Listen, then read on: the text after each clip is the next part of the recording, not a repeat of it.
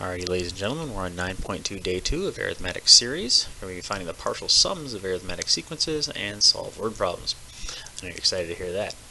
Alright, today's lesson is going to start with a little story though. Alright, I'm going to paraphrase here, but a long time ago a teacher wanted to break, so she said, hey, everybody just add up 1 to 100.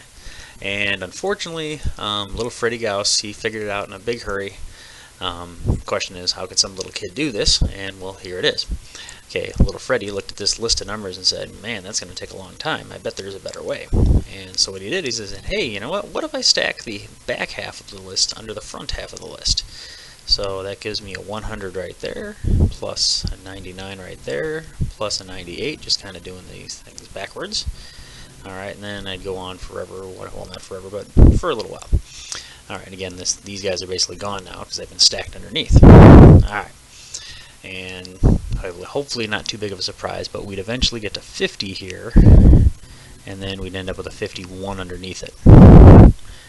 Alright, just for clarity's sake here for just a second. Okay, so if I add straight down, I get a 101, I get another 101, I get another 101. Hey, what's going on here? I get a whole big list of 101s. And notice how when we went from 1 to 50, that means we have 50 101s. And if I have 50 101s, alright, that gives me 5,050. So that's what little Freddy did in just a few seconds, and the teacher didn't get the break she was hoping for. Alright, but anyway, there you go. Alright, so that's a little story. Let's talk the formulas behind it. Alright, so the sum of the first n terms of an arithmetic sequence, which is exactly what little Freddy did. And in case you didn't recognize the name, Friedrich Gauss is a very important mathematician and has a lot of good things to his name, one of which is this particular formula. Alright, the sum of any n number of terms for an arithmetic sequence, it's got to be arithmetic for this to work. Basically, okay, well, notice what we just did.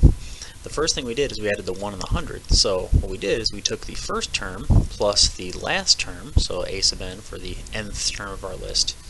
Alright, and basically we divided it by, well, we multiplied by 50, and we used 50 because there were 100 in the list, and we kind of cut it in half. So basically the way this formula is going to work, we're going to put n, the number of terms in front, and we're going to divide the whole thing by 2. So there's a little formula that lets you add up any number of terms. Just take the first and last, add them together, multiply by how many you have, divide the whole thing by 2. And that'll be the sum. Okay, now, for instance, if you had to add up from 1 to 10, I bet you could type that in your calculator in, just a few seconds, really, and get that as 55. But again, just verifying our little formula here. Alright, okay, the sum of these 10 terms would be, well, obviously there's 10 of them from 1 to 10. First one is 1, last one is 10, and we're dividing that by 2. And just for the sake of showing all the work here, I've got 10 times 11 divided by 2, which is 110 divided by 2, which is, believe it or not, that 55 that I mentioned earlier. Okay, now I might be lying to you, so please do type 1 through 10 in your calculator and add them all up. Alright, let's put a little more complicated one to the test. Alright, so here's a arithmetic sequence. We've got 3, 8, 13, 18, 23, and goes on forever. Okay, but again, I want the 12th partial sum, so again, all that means is I want to add up the first 12. Okay, well, obviously we don't have the first 12 listed out, so we'd have to do a little bit of figuring here.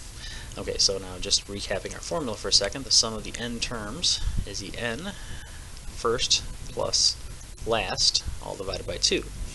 So basically, to use this formula, I need to know how many. I need to know the first guy, and I need to know the last guy. And as long as I know those, I'm in good shape. Okay, well, n is 12, so I've got my n, check. Okay, the first term is 3, I've got him, check. Okay, whoops, a to the n, I don't have my 12th term.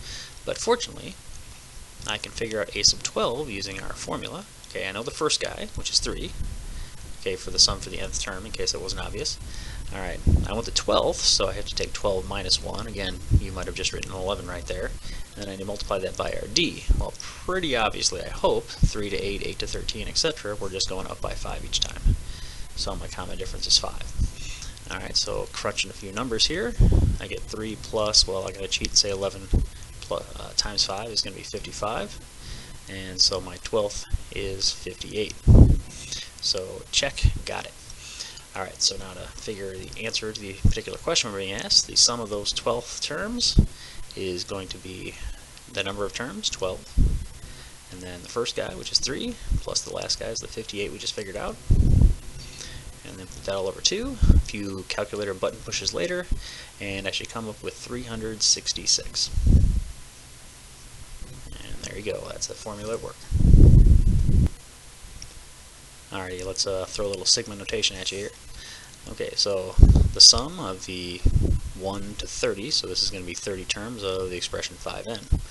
Alright, again, what we could do is just plug in 1, then plug in 2, then plug in 3, etc., etc., plug in 30, and then type those 30 numbers in the calculator and have our fingers start bleeding by the time we're done. So probably a better method is to start using one of these formulas. Okay, so again, basically I need to know my first term, I need to know my last term, in this case it'll be the 30th, and I need to know n, which I probably should have said first, but since I kind of already said it, there it is. So again, n equals 30, I need to know the first term. Well, hey, plug in 1. 5 times 1, let me call my local third grader, and they can tell me if that's 5.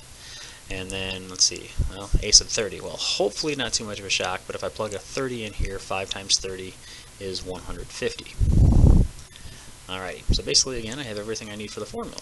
So the sum of these 30 terms equals, okay, number of terms times the first term, 5, plus the last term, 150, and that's all over 2.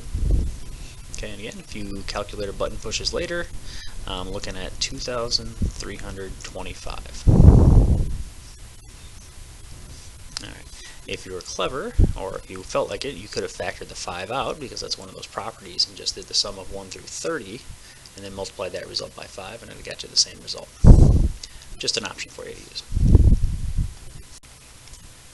Alright, I'd like to do another one of these, because there's something in this one that tends to mess people up if I don't bring it up. Alright, basically it's the number of terms. Alright, so yeah, what I need to know is the number of terms, I need to know my first term, and I need to know my last term. So in this case, well, I don't know yet. Well, I do, but we don't know yet. Alright, so anyway, here's the deal. N, if I'm going from 20 to 40, well, keep in mind that that's actually not 20 terms, it's actually 21. Okay, again, imagine if I'm going from 1 to 3. Okay, if I simply subtract, I get 2, and if I go from 1 to 3, I'm including 3. So basically, it's a good rule of thumb if you want to know how many and want a little trick to it. Basically, you do the subtraction that you're looking at and kind of implied, but you then have to add 1 to the result to get how many you actually have. So in this case, that's actually 21 terms. Again, not obvious, but there it is. So this will be a sub 21 that I'm looking for. Okay, now this is a little bit weird too. My a sub 1 is actually what I get by plugging my first number, which is 20, not necessarily by plugging in 1, so be careful with that. Alright, so plugging in the 20 right there, 3 times 20 minus 7 is 60 minus 7, which is 53. Okay, similarly, the 21st term, again, is not what I get by plugging in 21, it's what I get by plugging in 40. So 3 times 40 minus 7 is 120 minus 7, which is 113. Alright, so now I have all the information I need. Now the sum of those 21 terms is going to be the number of terms again, 21, first guy, 53, plus the last guy, 113, all divided by 2, and again, a few calculator button pushes later, and I should be looking at 1,743. There it is. So again, just be careful about the number of terms if you're not starting at 1. Alright, moving on to word problems. I think the most important thing with a word problem is deciphering exactly what it's asking for.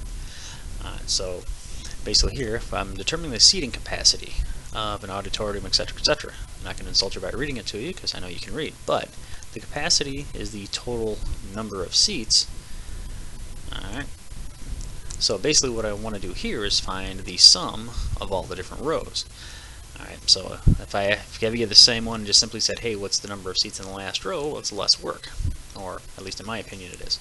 So basically, here we go. I need to find out how many seats we have. Okay, now again, I've got 15 seats in the first row, and then I've got 18, then 21, so I do have an arithmetic progression here. And so, again, to use my formula, I need to figure out a few things. I need to figure out my n. Well, that's kind of given to me. I have 36 rows. So 36 rows gives me my n. Alright, a sub 1, well again that's kind of staring me in the face. I've got 15 seats, so that's my first row, 15. Okay, what I don't have is my number of seats in the last row, because that's actually something I need for my sum formula. So that's something I need to figure out here. So a sub n, in this case a sub 36 technically. Okay, again, just using my nth term formula. I take 15 for the first, plus, and 36 minus 1. You might have just said 35, of course. And then I'm going to multiply that by 3. Okay, again, a few calculator button pushes later, and I should be looking at a 120. Okay, so again, I have the 3 bits of information I need for my sum formula. So now the sum of those 36 rows of seats, alright, is 36. And then the first row's got 15. My last row's got 120. And I'm dividing the whole thing by 2. And my calculator tells me that there are 2,430 seats in the auditorium then. Alright, that would be an important information if you had to like order material to recover the seats or something like that. Or you're the guy that had to clean them. Oh my gosh, I had to clean 2,430 seats. Anyway, there it is. Hopefully that made some sense. Otherwise, of course, as always, ask me whatever questions you want to ask me in class. See you then.